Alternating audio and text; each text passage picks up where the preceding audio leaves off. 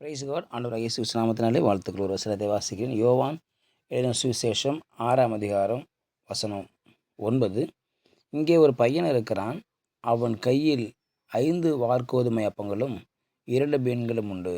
ஆனாலும் அவைகள் இத்தனை ஜனங்களை கொடுப்பதற்கு எம்மாத்திரம் என்று சொல்லி இங்கே அந்திரேயா சொல்கிற வார்த்தை பார்க்கிறோம். ஆண்டவராகிய இயேசு கிறிஸ்து ஒரு கூட்ட மக்களை பார்த்து விட்டார். அந்த மக்களை பார்த்த உடனே மக்களோடு இணைந்திருக்கும்படியாய், மக்களுக்கு நன்மை செய்யும்படியாய், மக்களை போஷிக்கும்படியாய், அதன் பிறகு அவர்களுக்கு ஆவிக்குரிய ஆகாரமாகிய மன்னாவை வேத வசனத்தை கொடுக்கும்படியாய் ஆண்டவராகிய இயேசு திட்டம் பண்ணிவிட்டார்.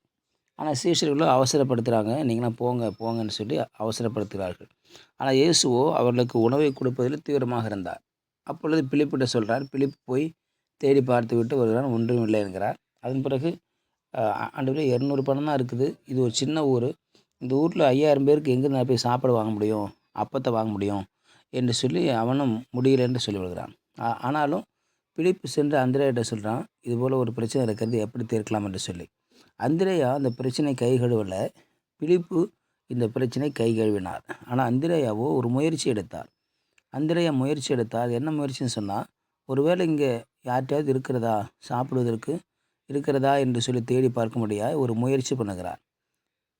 பிலிப்புக்கும் அந்திரேயாவுக்கும் மிகப்பெரிய வித்தியாசம் என்ன என்று சொன்னால், பிலிப்பு ஒரு பிரச்சனை தீர்ப்பதற்கு பதிலாக பிரச்சனையை விட்டு விலகுவதற்கு முயற்சி பண்ணுகிறார். அந்திரேயா ஒரு பிரச்சனை வருகிற பொழுது அதை எப்படி தீர்க்கலாம் என்று சொல்லி முயற்சி பண்ணுகிறார். அவருடைய முயற்சி இங்கே வெற்றியாக மாறுகிறது தான் ஒரு பெரிய விஷயமாக இருக்குது. அந்திரேயா சென்று எல்லா இடத்துலையும் விசாரிக்கிற பொழுது ஒரு சின்ன பையன் இருக்கிறான். அந்த பையன் பெயர் தெரியல. ஆனால் அந்த பையன்கிட்ட 5 வாற்கோதுமை அப்பங்களும் 2 மீன்களும் இருப்பதாக கண்டுபிடிக்கிறான். அவ்வளோ பெரிய கூட்டத்தில் சாப்பிடுவதற்காக அப்படியே எடுத்து வந்திருப்பான் போல் இருக்கு. சாப்பிடுவதற்காக பாக்கெட்டில் போட்டு அப்படியே எடுத்து வந்திருக்கிறான் போல் இருக்கு. அந்த மீதமானது தான் அந்திரேயா கையில் சிக்கினது. அந்த நாட்களில் எங்கேயாவது வெளிலாம் போகணுன்னு சொன்னாக்க தின்பண்டங்களை வாங்கி பாக்கெட்டில் போட்டு போவாங்க. நான் நிறைய பேர் அதுமாரி போயிருக்காங்க, நானும் போயிருக்கேன். பாக்கெட்டில் மிக்சரு மற்றபடி தின்பண்டங்கள் எல்லாம் பாக்கெட்டில் போட்டுட்டு சாப்பிட்டே போகும்போது அதே போல் தான் அந்த பையன் சாப்பிடுவதற்காக தின்பண்டங்களை போல தான் அந்த அப்பத்தையும் அந்த மீன் எடுத்து வந்திருக்கான். வருகிற பொழுது சரியாக இங்கே அந்திரேயா கையில் மாட்டிக்கொண்டது. அவன் அந்த பையனை பிடித்து கொண்டு போய் இயேசுவிடத்தில் அறிமுகப்படுத்தினான். முதலாவது பேதுருவை, தன் சகோதரனாகிய பேதுருவை இயேசுவிடத்தில் அந்திரேயா அறிமுகப்படுத்துகிறார். இரண்டாவதாக ஒரு பையனை கொண்டு அறிமுகப்படுத்துகிறார். இந்த பையனை கொண்டு அறிமுகப்படுத்துகிற பொழுது ஆண்டவராகிய இயேசு அந்த அப்பத்தையும் அந்த மீனையும் ஆசீர்வதிக்க விரும்புகிறார். மாத்திரமல்ல, அங்குள்ள எல்லாரையும் போஷிக்க விரும்புகிறார்.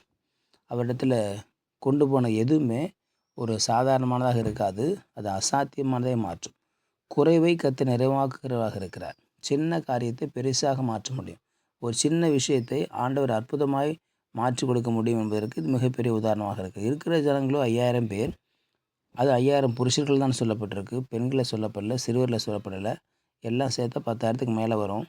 எப்படி இந்த சின்ன ஒரு காரியத்தை வைத்து செய்ய முடியும் என்றால், ஆண்டவராக இயேசு கிறிஸ்து அற்புதம் செய்ய முடியும் என்று அவருக்கு தெரியும். ஆனாலும் அவர்களை சோதிக்கும்படியாக அப்படி செய்தார். அவர்களை தான் செய்ய போகிறதை அவர் அறிந்திருந்தும் அவனை சோதிக்கும்படியாக செய்தார்.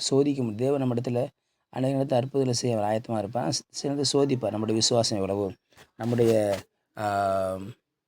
ஆண்டவரத்தில் அன்பு எவ்வளவு, ஆண்டவரத்தில் பாசம் எவ்வளவு, ஜெப நேரம் எவ்வளவு, நம்பிக்கை எவ்வளவு என்பதை அவர் விசாரிக்கும்படியாக, அவர் நம்மிடம் தெரிந்து கொள்ளும்படியாக சில காரியங்களை அவர் செய்வார் என்று சொல்லி பார்க்கிறோம். அப்படியாகத்தான் இங்கே நடந்தது. அவர்களை கொண்டு ஆண்டவர் அங்கே செய்ய நினைத்த காரியங்கள் பெரிதாக இருந்தது. ஆகவே தான் அவர்களை சோதிக்கும்படியாக தேவன் நமக்கு அற்புதம் செய்வது அவருக்கு சுலபம். ஆனால் நம்முடைய பார்வைக்கும் நம்முடைய விசுவாசத்துக்கும் மிகப்பெரிய கடினம். அங்கே ஆண்டவர் இயேசு அற்புதம் செய்வது சுலபமான காரியமாக இருந்த காரணத்தினால தான் இவர்களிடத்திலிருந்து எதையாவது ஒன்று எதிர்பார்த்தார். இவருடைய முயற்சி, இவர் நம்பிக்கை, இவங்க விசுவாசம் சோதிக்கும்படியாக சில காரியங்களை அனுமதித்தார். நம்முடைய வாழ்க்கையில் கூட ஆண்டவர் அற்புதங்களை செய்வதற்கு ஆயத்தமாக இருக்கிறார். எல்லாம் நமக்காக ஆயத்தப்படுத்தி பண்ணிவிட்டார். ஆனால் நம்மளிடத்தில் ஆண்டவர் சில காரியம் எதிர்பார்க்க, ஒரு முயற்சி எடுப்பது, ஒரு விசுவாசத்தில் இன்னும் கொஞ்சம் மேலே போவது, அல்லது தேவன் மீது வைத்திருக்கிற நம்பிக்கை பெருக்கி கொள்வது. ஆகவே நம்மிடத்தில் ஆண்டவர் ஏதோ ஒன்று எதிர்பார்க்கிறார். என்ன முயற்சி பண்ணுறோம் என்பதை கர்த்தர் பார்க்கிறார். ஆகவே தான் இங்கே அவருடைய முயற்சியை அவர் சோதிக்கும்படியாக விரும்பினார். அவர் முயற்சியை பார்க்கும்படியாக விரும்பினார். ஆகவே தான் அந்த முயற்சியில் அவர்கள் வெற்றி பெறுவதற்கு காரணமாக அமைந்தது என்று சொல்லி பார்க்கிறோம். ஆகவே நாம் முயற்சி எடுப்போம். 5 அப்பம் 2 மீனை கொண்டு 5000 பேரை ஆசீர்வதித்து போஷித்த ஆண்டவர் நம்முடைய விசுவாசத்தையும் நம்ம நம்பிக்கையும் பார்க்கிறார். ஆகவே தைரியமாக இருப்போம், முன்னேறி செல்லும். கர்த்தர் நம்மை ஆசீர்வதித்து பல பரிசுத்தபிதாவே நாளுக்காக ஸ்தோத்திரம் பண்ணுகிறோம். நாளில் நாங்கள் எங்களோட பேசின வார்த்தைகளுக்காக ஸ்தோத்திரம் ஆண்டவரே. இந்த வார்த்தையானது எங்களுடைய வாழ்க்கையில் கிரியை செய்வதாக. எங்களிடத்தில் ஒரு முயற்சி எதிர்பார்க்கிறீர். எங்களிடத்தில் ஆண்டவரே ஏதோ ஒரு நம்பிக்கை விசுவாசம் எதிர்பார்க்கிறீர். நான் விசுவாசம் நம்பிக்கை காண உதவி செய்வீராக. உங்களுடைய கருத்தாளத்தில் மேசிய நாம ஜெபிக்கிறேன் நல்ல பிதாவே.